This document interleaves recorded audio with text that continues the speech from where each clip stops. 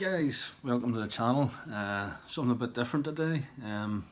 Yeah, I'm a happy man.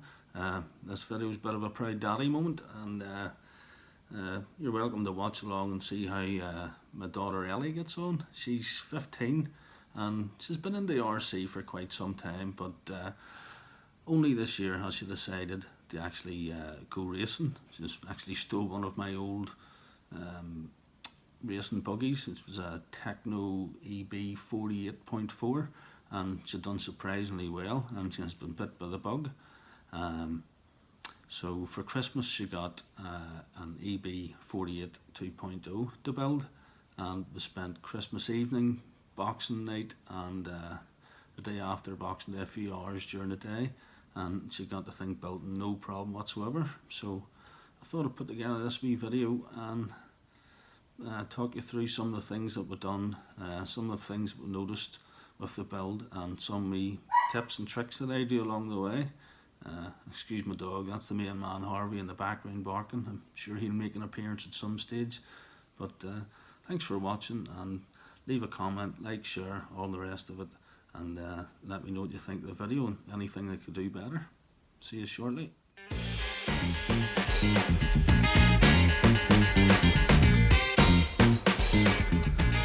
So here you'll see Ellie's building the diffs. She's already done the centre diff, and she's on to the front and rear diffs at the minute.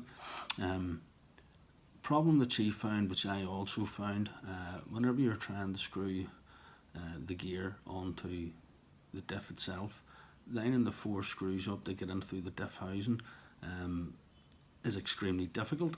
On a couple of occasions I've actually missed where the screw goes in and actually screwed into the internal gears, which wasn't good. Whenever I noticed what had happened, obviously screwed it out, put it back in again, and even when the diff was built up, you could feel a wee bit of roughness inside, which I run the diffs for a while on the drill to bed them in, changed the oil, built it up again, and there was no problem. But Ellie also run into this problem screwing the diffs together in these, but lucky enough she was quicker than me and caught on that there was something wasn't right, and was able to take it apart, built them up, no problem at all. So anybody building the diffs on the Teknos, probably any vehicle, take great care and make sure that you're getting the holes lined up for the screw holes and the bolts to go into. It's just something to watch out for in these ones, guys.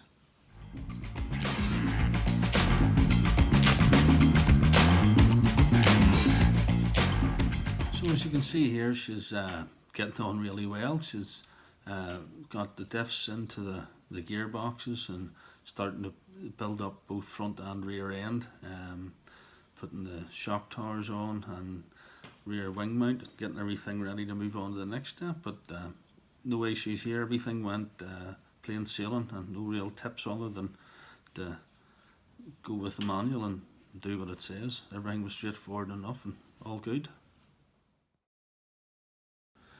Just one other thing, folks, just thought I'd give a shout out to FD Bashir. Ellie used his YouTube channel and specifically his build series on the Tekno Eb48 2.0. She found his the video fantastic, and between using both it and the Tekno manual, as I say, she had no issues. But definitely if you're doing a build or looking to see if there's anybody doing a build series for a car that you have, give his channel a check out.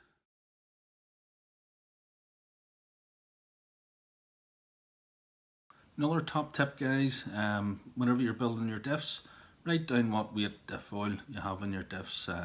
Just write it on a mark or something else. Always handy for whenever you come to work at it again, you know what weight of oil's in them. 2 a.m. in the morning, I'm in my story smoking, catching my breath. Another wee tip I do here, guys, is any grub screws that help lock on out drives, whether it be drive shafts or pinion gears or whatever it may be, and you have the grub screw that'll screw in onto a flat on the shaft. What I tend to do is file off the machine marks on the end of the grub screw to give 2 flat surfaces that mate together. In the past I've had plenty of, mainly in the lossies back years ago, if you didn't flatten off the machine mark on them and tighten it up, no matter how tight you had them, eventually after the amount of torque and speed and power that goes through these things, the machine marks tend to wear, and it left the outdrives loose, and it resulted in the shaft spinning in the outdrive and losing drive. So do this wee tip. I have never had an issue from I've started doing it, and I think you'll thank me for it later on. I can't help myself falling into the widest ocean again.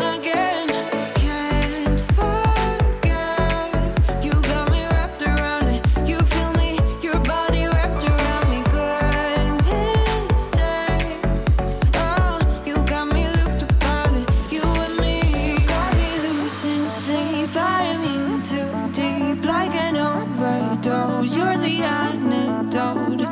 Losing sleep, I'm in too deep. No matter where I hide, you got me sleep deprived. Okay, so Ellie's getting on fantastic. As you'll see, she's getting on rightly, building both front and rear clips. She has the centre diff already built up, and we're getting very close to fitting these components onto the chassis. But one thing I must say to you guys, if anybody's building these, I'll show a wee picture here shortly. On the front C-hubs on the spindle carriers, there's two tiny grub screws that go in. I found with racing with my own vehicle that if I don't use a stronger Loctite, that these do tend to back out even with the Loctite supplied in the kit.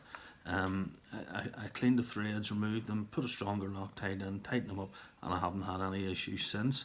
But just something to be aware of, guys, if you're doing these, and definitely recommend putting a stronger Loctite in.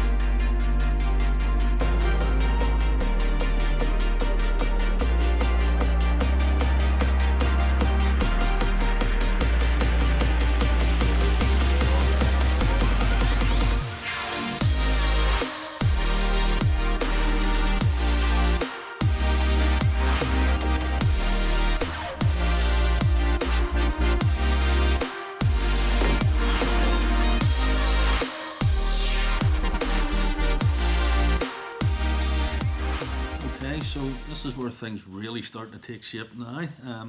I think she's doing absolutely phenomenal to get to this stage with literally no help whatsoever. All the bits and pieces, the front, rear clips, the diff, everything's getting ready to get set onto the chassis now. But one thing you will notice that we do slightly differently than the manual at this point in time is not to put any rear or centre chassis braces in.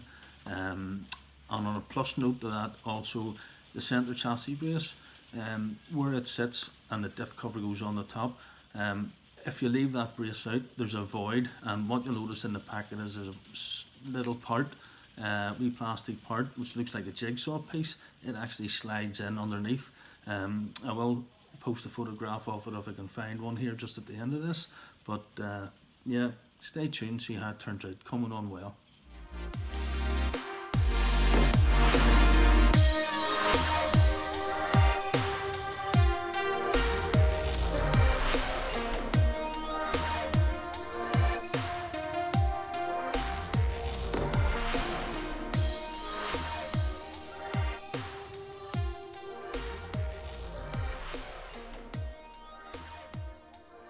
And another bit of advice, if you are still watching this, is any build you are doing, whether it's Tekno, Lossy, X-Ray, Mugen, whatever it may be, if you have a manual to follow, read every single chapter, read every page, get the 30, know what you're doing, set the parts out in front of you for the section that you're on, understand what they are, where they go, before you start to actually put them together. It's hard just to flick a page if you're not sure what's happening, just to follow the instructions. You're going to get things wrong. And equally, if you are watching a tutorial on YouTube, make sure and watch every section first. Watch it front to back, get an understanding of what's happening, and the build will go a lot smoother.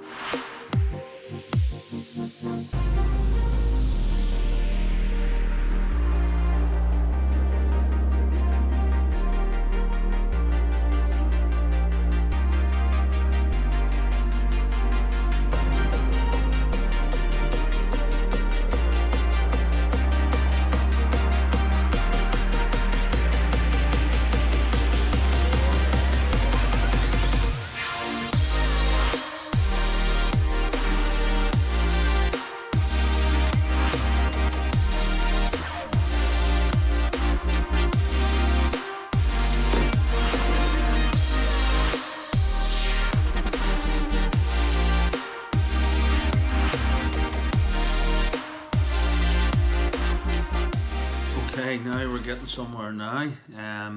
With the bulk of the work done on the chassis, it's time to move forward onto the shock absorbers. This is the part of the build where I thought Ellie was going to need my assistance, but rest assured she managed this no problem at all. I've known a few guys that have problems putting the wee collars, the thread onto the shock body to hold the springs.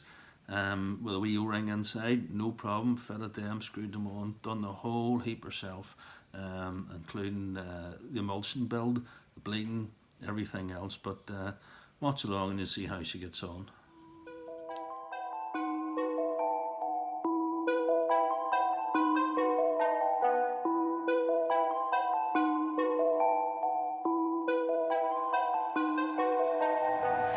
Nowadays, nothing really is ice. Only one of me and nobody's like me. Phone ringing and I tell him it's ice. I got wifey on bling and she ice. Freeze, photo, please, no photos. G's, no, please, no photos. Hit the door and the doorman just whole team here might need some. Still young, but I move like a new deal to my lawyer. If you're down in my management, I'm just warming up, wait till I old producer saw the numbers one. Different colors in my baggy light. Chalk it up, talk of the town where you're talking up. Wanna get you a ring and you tough enough. Wanna get you new things with your pockets dull. Run it up. I used to be quiet and out of luck. Now I move up and move humble cause the hate and the jealousy. My mama telling me count up your blessings and run it up. Oh, flip. Guys, I wish you could let you listen to what's going on in the background of this next clip here. It was so funny. Only reason I can't let you listen is because with music on in the background, we have a bit of AC/DC going on. Oh, flip. Me and Ellie just took a fit of laughing for no reason whatsoever. Well, actually, that's not true. On the Tekno builds, they have screws to hold the shocks in. They have a black screw and a silver screw. And the silver screw is left-hand thread. Well, Ellie's trying to screw this in, and she got it right first go, screwing it in, and then she stopped, lifted up the nut driver again, went to tighten it in, but turned it right hand instead of left hand, and the screw started to come out. Well, you can guess the rest. This happened a few times, on and off and on and off, and it just tickled the two of us. The two of us actually were sore laughing, but anyway, just thought I'd have to share that with you. It's quite funny, so be aware of that one, guys. The shiny silver screw in the Tekno is left hand thread, not right hand thread. Freeze, photo, please, no photos. G's, no, please, no photos. I keep giving game away. I put game on layaway. I got paid to play today. I get paid to stay away. I get paid on rainy days. I might make it rain today. I got paid off pain today. Thought it'd take the pain away. In my own lane, finger roll. I would never sell my only soul. Heard your whole team was for sale. Heard it's on the market for the low. Who the realest, we might never know. All this acting, you gon' play a role. Give you the world when they sign you up. Dry you out and then they line you up. Ooh, now you're looking hungry, ribs are touching, need some food. Now you're all on live acting surprised, but you was fooled. Boy, get out the way, it's been a day, now you're old news. Now you got the pen and pad, you're trying to take my moves. Now Nowadays, nothing really excites me. Only one of me and nobody's like me. Phone ringing and I tell him it's ice. I got wifey on bling and she icy. Freeze, photo, please, no photos. G's, no, please, no photos. Nowadays, nothing really excites me. Only one of me and nobody's like me. Phone ringing and So suspension all sorted and on. We're moving on to electronics now, and for a steering servo, Ellie has chose the new King Max BLS 4309 high torque servo. Take high voltage straight. photo, please, no photos. G's, no, please, no photos. Okay guys, so this is one particular change that I don't really like on this model compared to the previous 0.4 version. The servo mount and ESC plate are all one on this, but they are for lower centre of gravity sunken into the chassis plate, which doesn't leave any room for a cable tie to go under the ESC mount and over the top of the ESC just to secure it into place. So in this particular model, all we're really dependent on is the strength of your double-sided tape. So from this clip, you'll see that we scuff up the plate that the ESC mounts on with some emery paper and clean it with brake cleaner just to give the double-sided tape something to stick to. I'll also do the same to the bottom of the ESC as well, just to ensure it gets a good hold.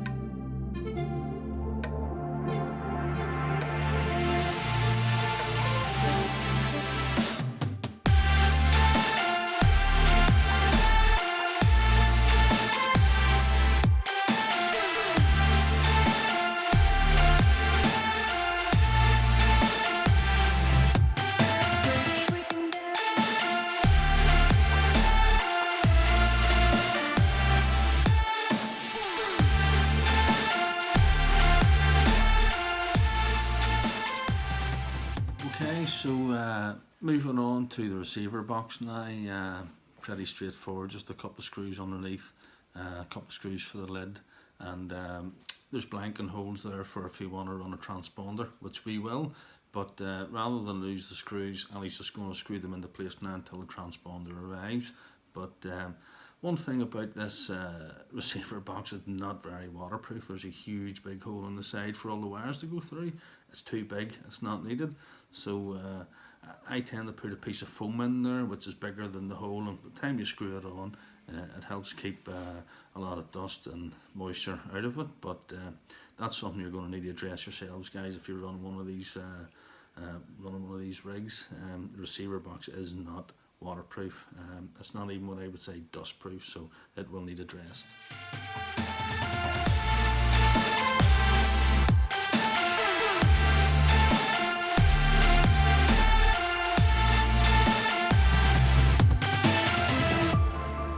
Okay, so on to side guards and battery straps now.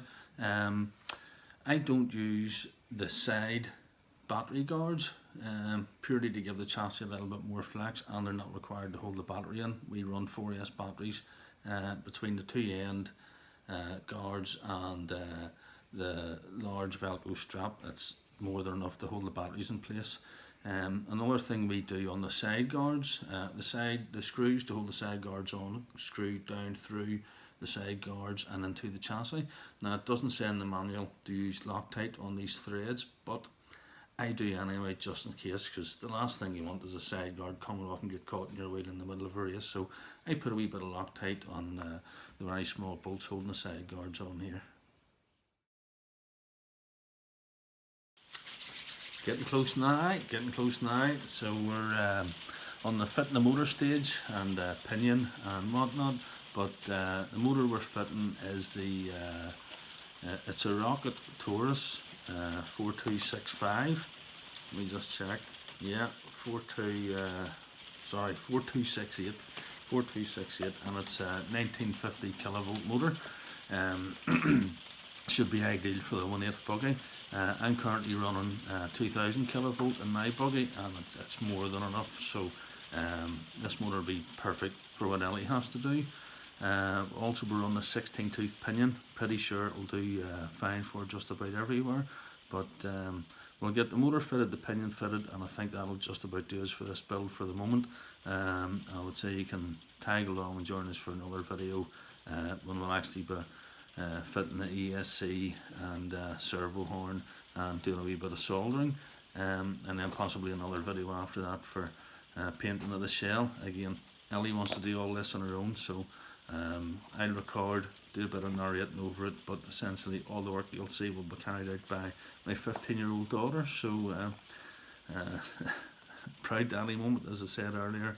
But let's see how she gets on, and don't forget, leave a comment, let me know what you think, and whether I should do any more videos like this. Thanks guys, bye bye.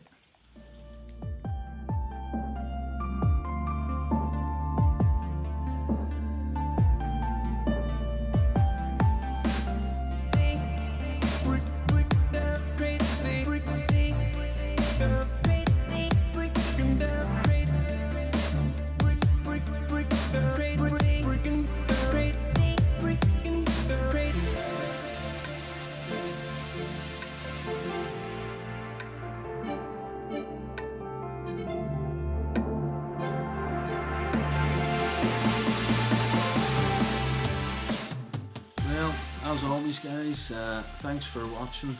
Stay tuned for the next installment of Ellie's RC build, and like, subscribe, give me a few comments, let me know what you think, and hopefully see you all next time. Thank you guys, bye bye.